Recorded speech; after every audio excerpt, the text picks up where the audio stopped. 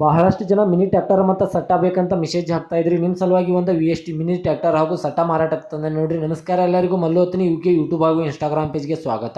ಇವತ್ತಿನ ಈ ಒಂದು ವಿಡಿಯೋದಲ್ಲಿ VST ಮಿನಿ ಟ್ರ್ಯಾಕ್ಟರ್ ಜೊತೆಗೆ ಒಂದು ಬಿತ್ತುವ ದಿಂಡು, ಒಂದು ಹರಕುವ ದಿಂಡು, ಒಂದು ರೆಂಟಿ ಆದರೆ ಮಾರಾಟಕ್ಕಿದೆ ಸ್ನೇಹಿತರೆ.